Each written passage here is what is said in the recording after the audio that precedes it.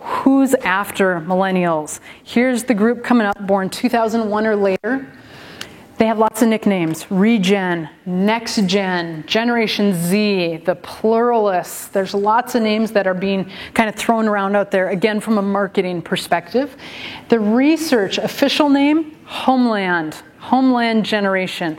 TSA, Homeland Security, started to exist in 2001, the year that this generation was born. So they're known as Homelanders, and the theory ultimately is that they're probably more likely to stay at home in wake of domestic and international turmoil.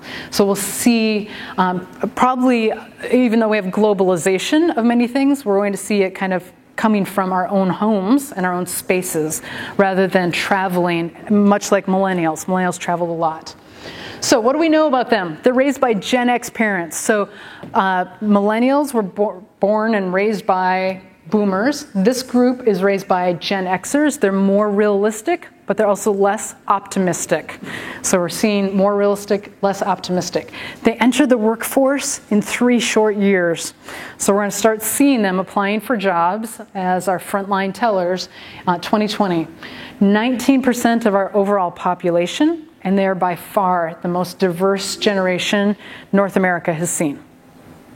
In addition, they are indifferent to technology. It's not new, it's not novel. It's always been there. It's always part of life.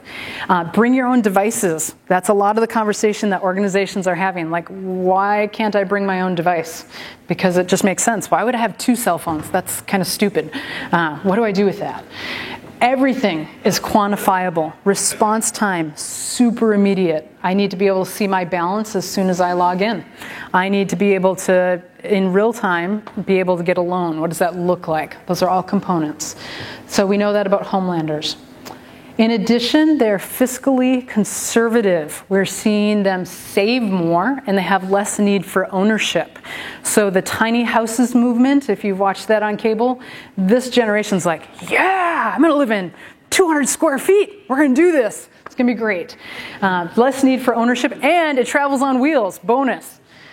Gratification deferred. So this group, we're seeing them put off gratification, have less spending than other generations because they want experience, not things.